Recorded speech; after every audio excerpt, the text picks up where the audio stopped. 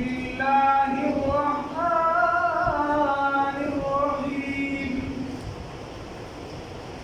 وإن يمسسك الله بضر فلا كاشف له إلا هو وإن يمسسك بخير فهو على كل شيء قدير وهو القاهر فوق عباده وهو الحكيم الخبير صدقت يا رب العالمين.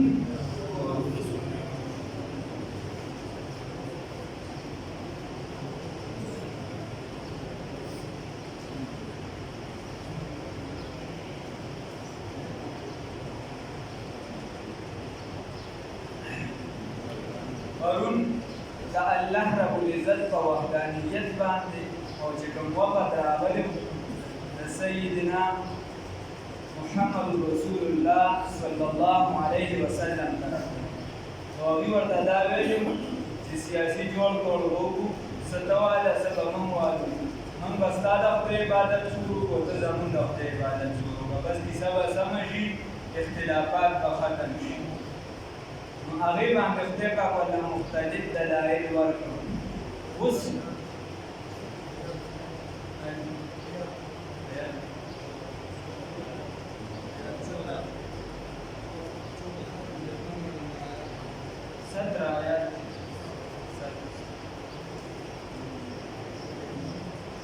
نو الله رب العزت چې دی هغه اوس ورته په هغې باندې مزید یو عقلي دلیل ورکوي دا اووم نمبر عقلي دلیل دی اووم نمبر ما تاسو یې دي چې عقلي دلایل دي دا عقلي دلیل دی اووم نمبر الله رب العزت فرمایي وَإِن يَمْسَسْكَ اللَّهُ کو چرته ضرور رسوي الله رب العزت تا ته بضر څه تکلیف فقر غربت یا بل څه تکلیف درته خدای پاک رسوي فلا کاشف له نشته دې څوک دغې عادت کوونکي یا دې لره څوک اوچتوونکي نشته داسې څوک نشته چې بیا دغه تکلیف ستا نه اوچت کړي دې له درکوونکي بل څوک نشته صرف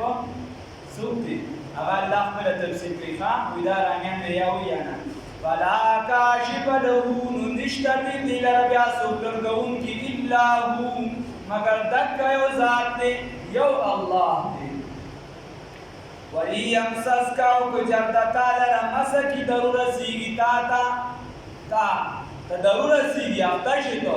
یا درکړي شي تا ته بخیر څه خیر فهو نو بس دکه الله رب العزت علی کل شیء په هر څه باندې قدیر قدرت والا دی القادر علی کل شیء دغه الله بیا په هر څه باندې قدرت والا ذات چرته دا له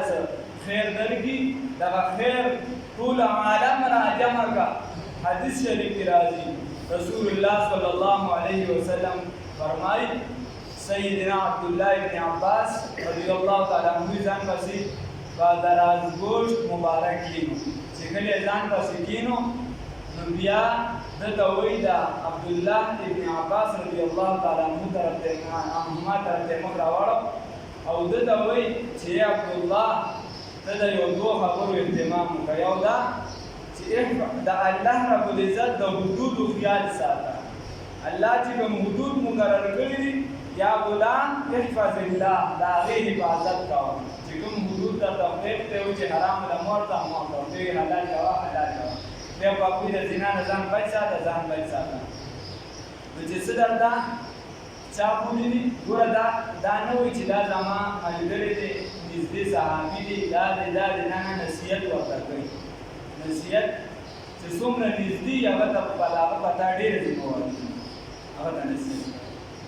او دین کې دا به چاته ښکته کښېنه بس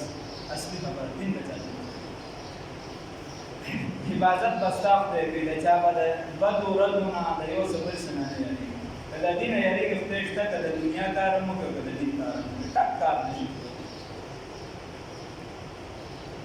که ګیره دې پرېښوده نو امید دی چې څوک درته کنځلې کړي بد رضوي حدودي والا نو خلک وایي چې هلکه اوس ټوله ښکلا داسې مختلفې خبرې د غټو خبرو مبرو ته به نه ګورو خپل د دین کار ته چلي خلک بار څه وکړي نو ورته وایي چې ای غلامه غلام نه معنا بچوړیا بچیا ماشومه ته چې د الله رب العزت د حدودو حفاظت وکړه ته چې د الله رب العزت د حدودو حفاظت وکړي نو بیا ورته وایي رسول الله صلی الله علیه وسلم فرمایي اذا سألت فاسأل الله هر کله چې سوال کې بیا نو سوال د چا نه کوه د الله رب العزت د بل چا سوال مه کوه بیا ورته رسول الله صلی الله علیه وسلم فرمایي اذا استعنت فاستعن بالله کله چې امداد غواړې نو امداد د چا نه غواړه د الله رب العزت نه سوال کوه یعنی کوم حیثیتونه چې د الله دي هغه ته د مخلوق نه غواړي کوم څیزونه چې د الله سره خاص دي هغه د مخلوق نه غواړي او دا د ترمذي او ابو داود شریف حدیث شیخ عبدالقادر جیلانی رحمۃ اللہ علیہ کوم چې کوم مشهور کتابونه دي بنیاد الطالبین او بلوغ الغیب اردو کې ترجمه شوي ډېر کتابونه دي شیخ عبدالقادر جیلانی صرف پیر نو دا هغه تفسیر هم د تفسیر جیلانی هغه مشهور کتابونه دي خو بس دا غلا چې موږ صرف چار بیتونه یو مصره چاته راټیکه کړی چې ټول دوی پیر دا هغه عمره کیسه نه ګوري چې شیخ عبدالقادر جیلانی خپله اوس هم کیسه أو ينبغي للمؤمن أن يجعل هذا الحديث شعاره وقصاره بهر مؤمن لره پکار دي چې دا حدیث چې ته د خدای نه سوال وکړه ته چې دې د الله نه امداد طلب کړه ته د الله د حدودو خیال وساته چې دا دې د ځان دپاره څه وګرځي د ظاهر او د باطن لباس وګرځي د ظاهر او د باطن لباس وګرځي الله دې رحمت اوس امداد ته د الله رب العزت نه طلب کې نو ورکوونکي ذات دا د الله رب العزت دی مخلوق چې دی د الله رب العزت په شان ورکړه نشي کولی د الله چې کوم صفات دي هغه مخلوق کې نشته د الله چې دی هغه بدي صفات دي هغه د الله ذاتي دي کوم خپل پاکه کسانو کړه شاعرانو موږ پښتانه خپل بزرګان هم راځي کوم څه دا خبره مونږ ته پدې کې په پښتو کې ملګری کیسه داسې ده چې مونږ شاعرۍ کې ما به شاعر راټینګو چې کوم شراب فریاد کړي مینې فریاد کړي کوم چې نن سبا ګاډي وړي وي او شاعران د خیره دومره ډېر چې ګټه وجدې شي په ګوندې لاندې پراته سواړیانو کې یو 200 شاعران رحمان بابا دې ډېر ښه تفسیر کړی هغه وایي ګوره هسې کردګار دې رب زما چې صاحب د کل اختیار دی رب زمان همگی بزرگواران چی سوکی استائی در همو بزرگوار دی رب زمان نئے ہیس حاجت بچا باندی موقوف دی ندہی چا منت بار دی رب زمان لنستے دہستے صورت بیدار لنستے دہستے صورت پیدا کرو حسرن پروردگار دی رب زمان ہم سوانع دی دا جملہ مصنوعاتو ہم سامع دا ہر گفتار دی رب زمان چیئے ہی چلی نمثل نمثال شتا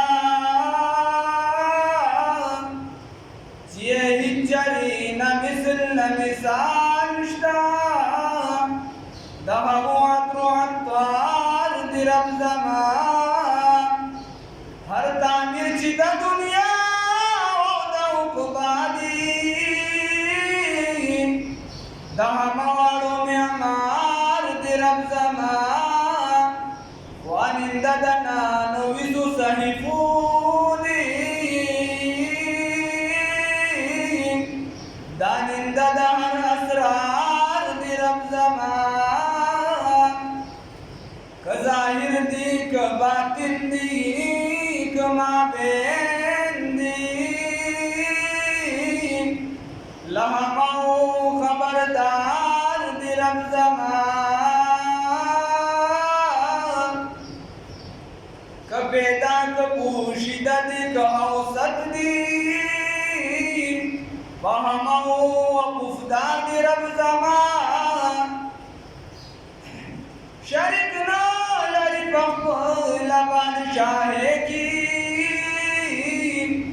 بے شریکا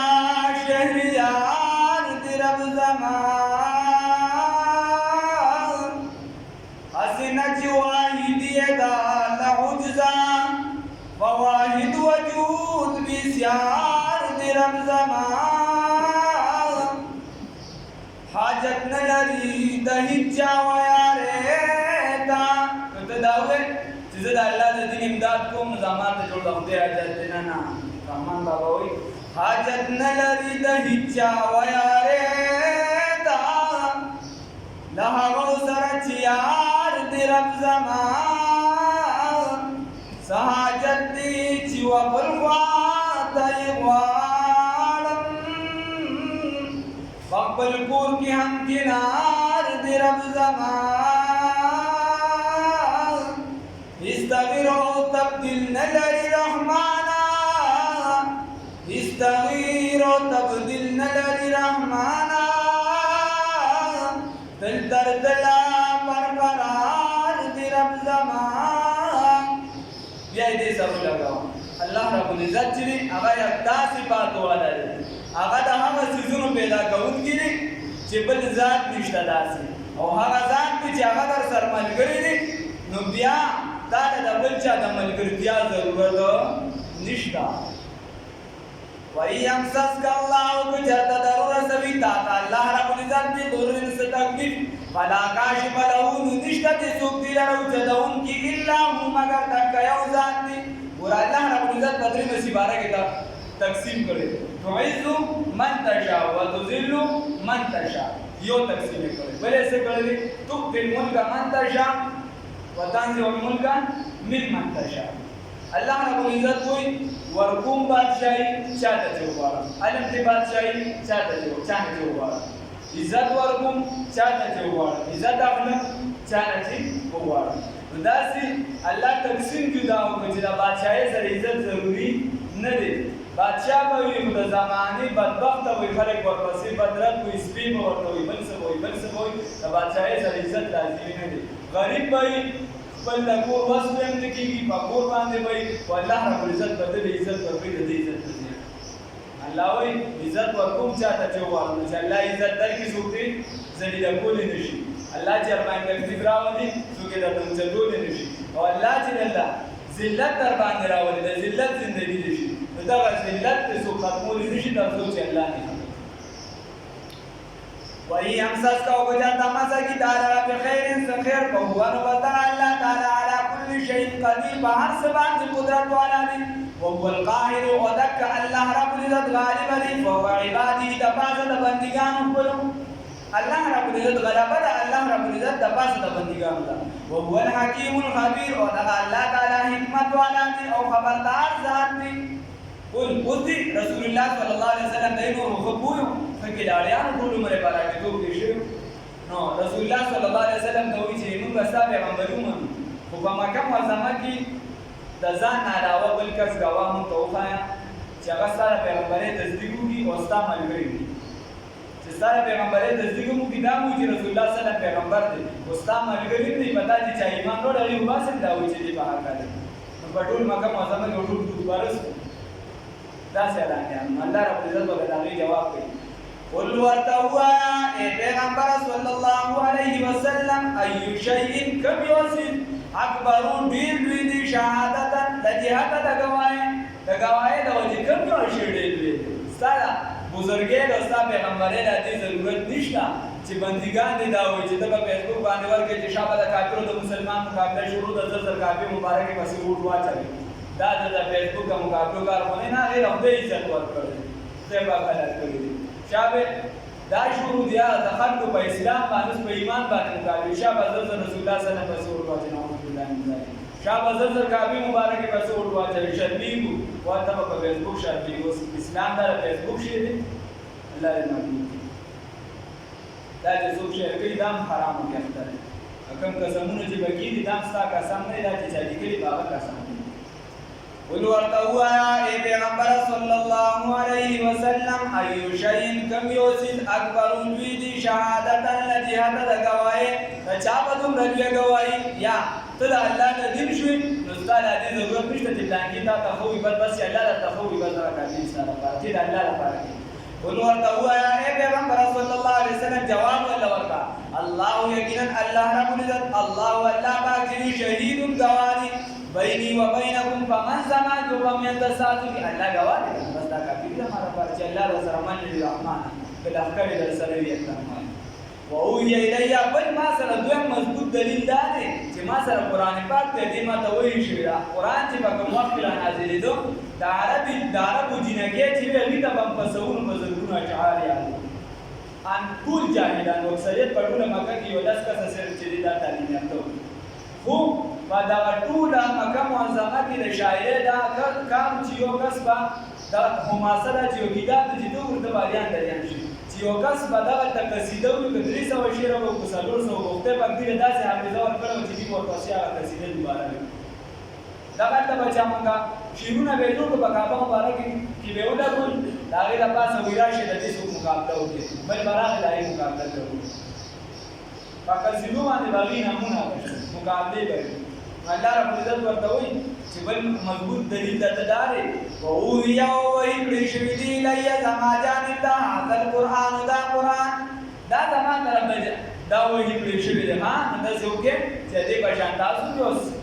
سجود کې جوړو دي چې بس ایده بیا برابر دی انذرکم دا پارادی چې ویروي تاسو درا بي پدې سره او من برابر او هغه چاته چې دا قران پاک رسول الله صلی الله علیه وسلم برحق شو اخیری پیغمبر شو داغه دعوت چې د يرول د پاره چې چاته ورسین اخیری دعوت کوي ځکه الله وی اخیر الله رب عزت وی چې چاته دا دعوت ورسي الله دا نه وی چې چاته نور د څه بل پیغمبر ورول دلالتن د بل پیغمبر دا راتلوی نبی ول الله رب عزت چې د تعلیم چاته رسي دا بچی تعلیم بل تعلیم چې نه معنا انذرکم دا پاتې چې ویرو لشي تاسو را بي بدی سره و من بلغ او هغه چاته چې ورسي دا تعلیم اینکم آیا تاسو د تشهدون گواہی کوي ان چې یقینا مع الله سره د الله تعالی الهه اخرى بل خدای دی تاسو دا گواہی کوي چې لات منات او عزت د خدای په اکثر شریکان پیدا کړی چې دا یو ټوکی والا دی دا بل چې بیماری والا دی دا پال والا دی دا الله رب العزت ورته وایي وینا رسول الله صلی الله علیه وسلم چې دوه داسې وایا چې تاسو خدای سره شریک پیدا کړئ دا وایي قل تو ورته وایا لا اشهد زنکم دا گواہی زه خدای نه کوم زما څه کار دي چې تاسو د خدای عبادت کوئ ما په غلطه دي قل تو ورته وایا اے پیغمبر صلی الله علیه وسلم قل ورته وایا اے پیغمبر صلی الله علیه وسلم انما یقینا فخبر دانا هو دک الله رب العزت اله واحد دا معبود دا الله رب العزت دا یو چې دا یکتا ذات دا معبود دی بس دک یو معبود دی و اننی او یقینا بریء میزارهم من ملا حسنا تشركون چې تاسو شریکان پیدا کړی دا الله رب العزت سره اوس عبد الله ابن سلام رضی الله تعالی عنہ د دنیا ترور چې ودا ډېر لوی عالم او د تیر او پلان چې دا ډېر لوی عالم هغه ورته رسول الله صلی الله علیه وسلم پیشن کوی چې دا نه پیدا دا ترور په متلګیا نو بیر رسول الله صلی الله علیه وسلم راته ورشو چې په دانګي ټیم راځي کله چې راته مدینه منوره او په دې دانګي طرف باندې راځي دې کجوري د خطر او ترور ورته لاندې ترور ورته چې بچي ماته د باران حالات وایي چې څنګه کیفیت دې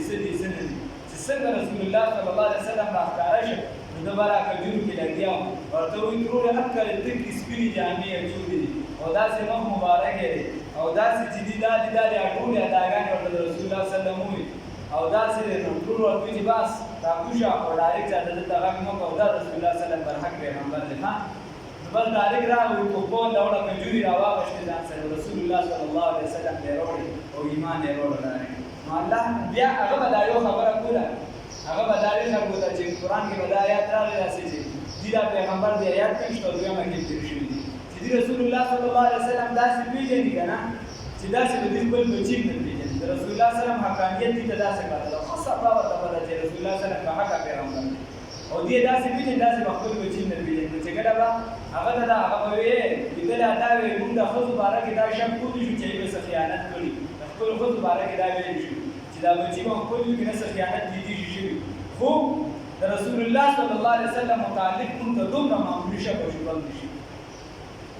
الذين هاكسانا تيناهم الكتاب چې ورکړي شوی دي د کتاب يعرفونه او دي پیژني پیغمبر انقلاب صلی الله علیه وسلم لنا یا حقانیت د دې کلام لنا کما يعرفون ابناهم لکه څنګه څنګه چې دی پیژنې پر بچو لره